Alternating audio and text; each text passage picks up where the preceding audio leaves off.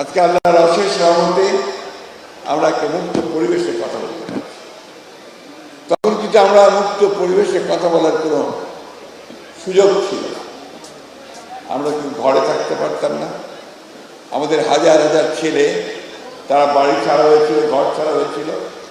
আমাদের মানুষেরা গ্রামে গঞ্জে পর্যন্ত তার নিজের বাসায় থাকতে পারত, খেতে খামারে এবং সেই জঙ্গলের মধ্যে গিয়ে আশ্রয় নিয়েছে।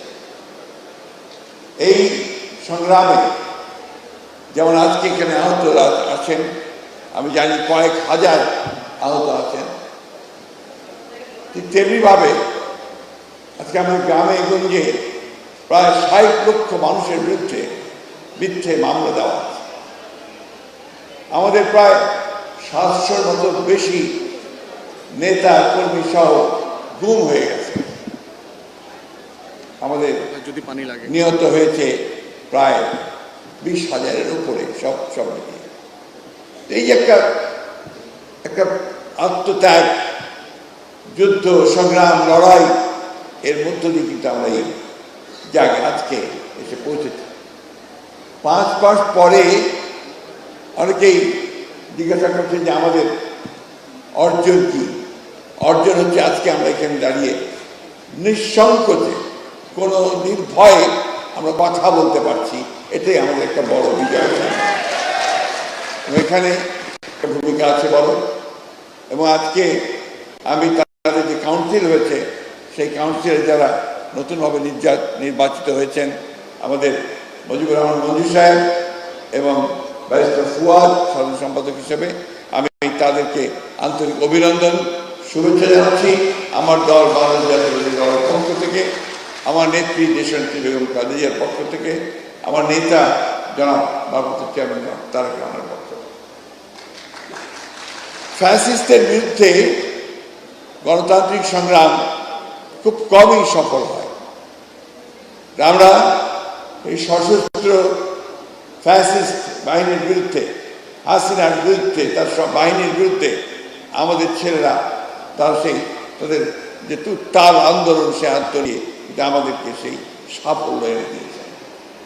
আমি অতীতে বেশি যেতে চাই না, আমি শুধু এইটুকু বলতে চাই যে আমরা একটা ভয়াবহ দানবের হাত থেকে রক্ষা পেয়েছি। আজকে একটা পরিবেশ এসছে, যে পরিবেশে আমরা আবার নতুন করে বাংলাদেশকে নির্মাণ করবার স্বপ্ন দেখছি, কথা বলছি। আমরা যেন এই পরিবেশটা, এই স্বপ্নটাকে নষ্ট করে না দিই। আমাদের সমস্ত প্রভোকেশনের পরেও আমরা যেন আমাদের সিদ্ধান্তে অটল থাকি। আমরা একটা গণতান্ত্রিক ব্যবস্থায় ফিরে যেতে চাই, আমরা বৈষম্য দূর করতে চাই, আমরা বাংলাদেশের সেই আমাদের তরুণদেরকে তাদের সঙ্গে হাতে হাত মিলিয়ে, কাঁধে কাঁধ মিলিয়ে আমরা একটা নতুন বাংলাদেশ দেখতে চাই।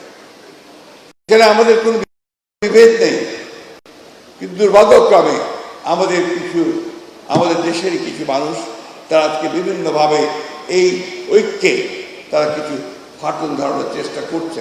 আমি জানি সেই চেষ্টা সফল হবে না। আমরা অবশ্যই সম্মিলিতভাবে, ঐক্যবদ্ধভাবে আমাদের যে লক্ষ্য, সেই লক্ষ্যে আমরা পৌঁছতে সক্ষম হব না, আমি বিশ্বাস করি। আমি খুব সুস্থ নই, আর সেই জন্য বেশি কথাও বলবো না, শুধু এইটুকু কথা চাই যে আজকে বাংলাদেশকে নতুন করে নির্মাণ করবার যে স্বপ্ন আমরা দেখছি, সেই স্বপ্নকে বাস্তবায়িত করতে হলে আমাদের কিন্তু একটু ধৈর্য ধরতে হবে, এবং হঠকারিতা করে, ভুল সিদ্ধান্ত নিয়ে, ভুল পদক্ষেপ করে আমরা যেন সেই সম্ভাবনাকে বিনষ্ট না করি, সেই বিষয়টা আমাদেরকে সবসময় লক্ষ্য রাখতে হবে। হ্যাঁ, দেশের অবস্থা অর্থনৈতিক দিক দিয়ে খুব ভালো নয়, রাজনৈতিক দিক দিয়ে ভঙ্গুর অবস্থা হয়ে আছে, একটা ভাসমান পরিস্থিতি আছে। আমরা সেইটাকে একসাথে করতে চাই, আমরা সেটাকে একখানে নিয়ে সবাই মিলেই আমরা